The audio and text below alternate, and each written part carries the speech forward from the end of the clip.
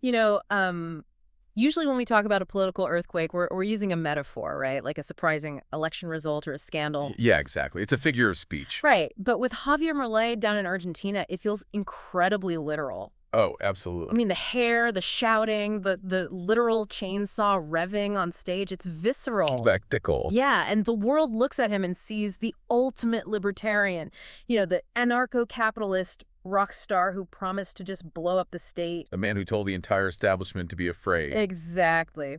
But I've got a stack of notes here today that suggests we might be looking at a total mirage. Very elaborate mirage. Yeah. We are doing a deep dive today into a new book that claims the lion, which is what he calls himself, isn't really a lion of liberty at all. Right. The author is arguing he's leading something much darker. A reactionary authoritarian movement, and it's just, wearing a libertarian costume. It's a classic bait and switch. So the book is called El Evangelio según Javier, The Gospel According to Javier, and it was just released in Buenos Aires in 2025 by the publisher Galerna. And we should point out why this particular deep dive is so special. Yeah, please do. This book is currently a Spanish language exclusive. There is no English version out yet. None at all. So if you don't speak Spanish, you are missing out on what is arguably the most searing critique of the Milei era to date.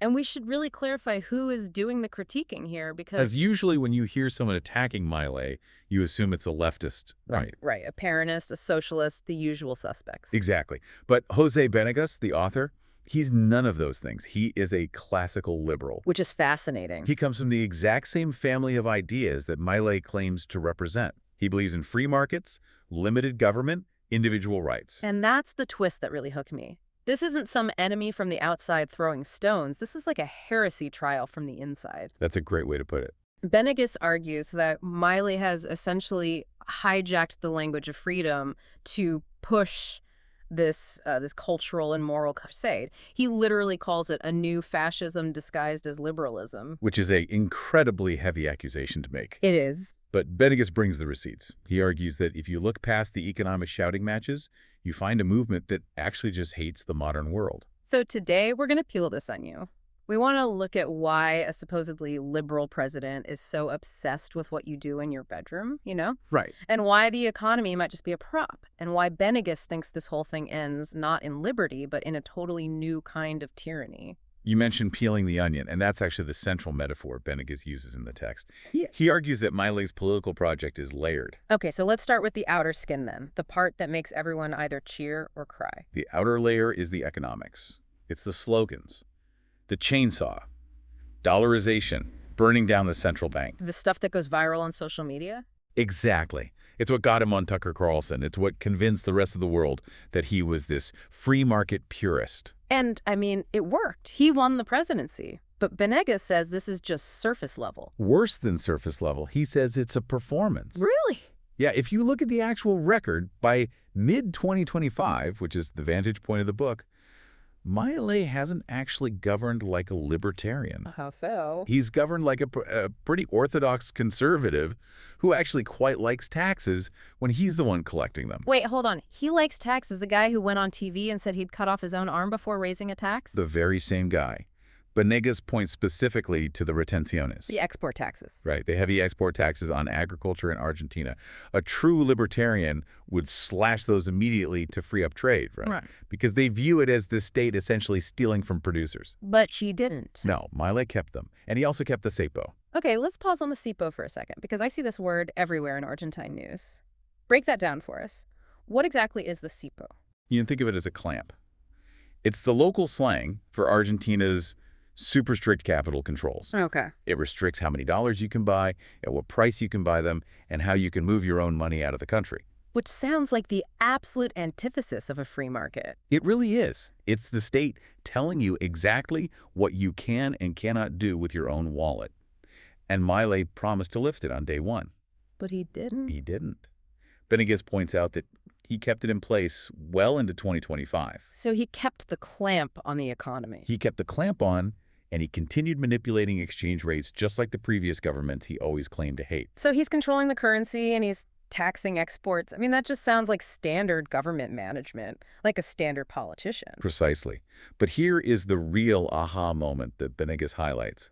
Despite acting like a standard interventionist conservative, Milei was still receiving massive international awards. Right, I remember seeing that. He got the Titan of Economic Reform Award, he got the Juan de Mariana Award. Yeah.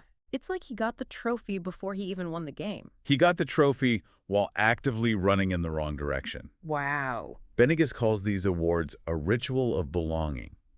It wasn't about recognizing economic reality at all. It was about the global right, saying, he is one of us. It validates the costume. Exactly. The economy was just the hook to get people in the door, but the actual product being sold was something else entirely. So it's like buying a ticket for a rock concert and realizing halfway through that you're actually at a sermon. That is a perfect analogy. Because the core of the onion isn't free markets. It's the imposition of this rigid, hierarchical social order, a counter-reformation against modernity. Well, before we get into the culture war stuff, which I know gets pretty intense, I want to touch on the people surrounding him. Because a guy waving a chainsaw doesn't get to the presidency all by himself. No, he doesn't. And Benegas has this really specific literary comparison for the enablers around Milei. Yes, and it's a deep cut for any objectivist listening. He compares the Argentine liberal establishment to Ellsworth Toohey. From The Fountainhead, Ayn Rand. Right. I remember struggling through that brick of a book in college. A lot of people did. For those who haven't read it or mercifully blocked it out, Ellsworth Toohey is the villain. But not like a violently evil villain. No, he's an architecture critic. Yeah. He's this small, manipulative man who controls public opinion. He doesn't actually create anything himself. Yeah. He just manipulates prestige. Right. He elevates mediocre people to destroy true talent. Exactly. He creates this cult of dependence. So who is the Toohey in this real-life Argentine drama? Benegas points the finger directly at the fathers of Argentine liberalism. Specifically figures like Alberto Benegas Lynch, the son. He's widely considered a mentor to Milei. Okay. The author argues that these established figures, they knew Milei was unstable, they knew he wasn't a serious scholar, but they blessed him anyway, because they wanted to be close to power. And there's a specific story in the book about a doctorate that really illustrates this perfectly. Honestly, it sounds like a cover-up. Oh, it was absolutely a cover-up. This is the honoris causa incident. Tell us about that. Well, it came out that Milei had plagiarized significant portions of his books and his articles. Plagiarized, like just lifted the text. I'm talking about lifting whole pages from other economists without any citation, just copy and paste. Which, for a libertarian movement that treats property rights as utterly sacred, is a pretty massive sin. I mean, you literally stole someone's intellectual property. Exactly. It should have been a completely disqualifying scandal. In any normal academic setting, that ends your career. Right. But instead of condemning it, Benegas Lynch arranged for an honorary doctorate for Milei at ECED University. So they just gave him a shiny new credential to distract everyone from the theft? Benegas calls it blinding him from himself. They fed his narcissism to keep him useful to them. Wow. But to pull that off, they had to purge the wider movement. This is what the book calls the liberal heresy. The excommunications. Right. If you were a liberal who actually believed in individual rights across the board, like supporting gay marriage or gender identity, you were kicked out. Banished entirely. Yeah. People like the author himself or Gloria Alvarez and Tilala Marty, who were very well-known libertarian voices in Latin America, they were suddenly labeled leftists or infiltrators. Just because they didn't sign on to the conservative cultural dogma. Exactly. The movement essentially became a sect. You were no longer allowed to question the leader or his moral code. Which brings us to the F word, fascism. Yes. Now, obviously, in the mid-2020s, everyone calls everyone they disagree with a fascist. It usually just means, I don't like your politics.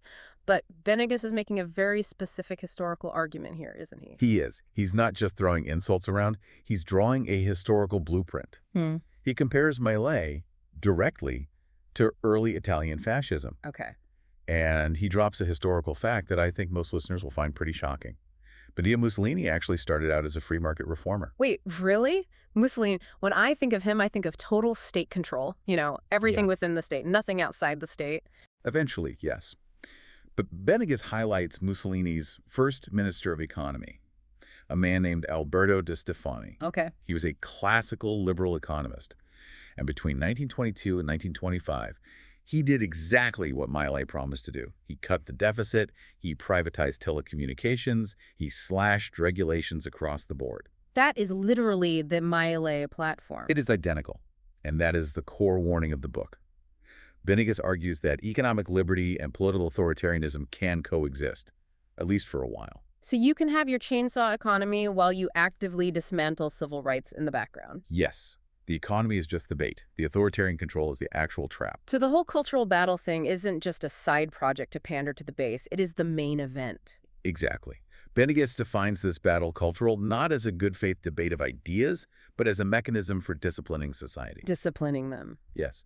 The enemy isn't the overgrown state anymore. The enemy is wokeism, feminism, the LGBTQ community. It's literally a war against the reality of human diversity. And this brings us to what Benegas calls the second consciousness of the movement. I was really struck by how much of this book focuses on sex and gender.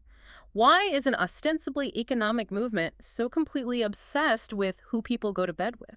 Because, according to the author, that animosity is the actual glue holding the whole movement together. Truly. Yeah. Economics can be boring and dry, but hatred is an incredible motivator. Yeah. He points out that figures like Augustin Lage and Nicolas Marquez, who are the ideologues who really radicalized Milei, they realized early on that you need a monster to fight. And they painted diversity as the monster. They painted it as an impurity, an infection. The book notes the massive hypocrisy here. Libertarians love to quote the slogan, "Respect for the life project of others." Right, that's their whole mantra. Don't tread on me. Live and let live. But then they turn around and vehemently oppose equal marriage laws or gender identity laws. They tread on other people. Exactly. There was a specific moment at Davos in 2025, the World Economic Forum, where Milei gave a speech essentially associating adoptive same-sex couples with pedophilia. In front of the global elite. Yes. It is a calculated rhetoric of demonization, and it has real policy consequences. Milei shut down the INANAT, which was the National Institute Against Discrimination in Argentina. Wow. And he launched a relentless attack on ESI. Okay, ESI is the Comprehensive Sex Education Program in Argentine schools, right? Correct. Now, playing devil's advocate for a second, a lot of conservatives globally argue that schools shouldn't be teaching ideology to kids. Why does Benegas, as a liberal, defend this program so strongly? This is honestly one of the most powerful parts of Benegas's argument. He says the attack on sex ed is really about maintaining the sacred, unquestionable structure of the traditional family. Right. But Benegas asks the dark question. What happens inside that sacred family when things go wrong? He brings up the Menendez brothers case here, which is a really dark parallel. It's dark, but it's effective. Yeah. He uses the Menendez case to illustrate that the traditional family can sometimes be a closed black box of abuse. He argues that ESI isn't indoctrination at all. It is a vital tool to prevent child abuse. It teaches kids that they actually have rights over their own bodies, even against their parents. And that right there is the real friction point. It's about who owns the child. Exactly. The Milei movement sides heavily with patria potestas, the old Roman concept of absolute parental authority. The child is property. Yes. They view the child almost as the property of the parents. But Benegas argues this is fundamentally anti-liberal.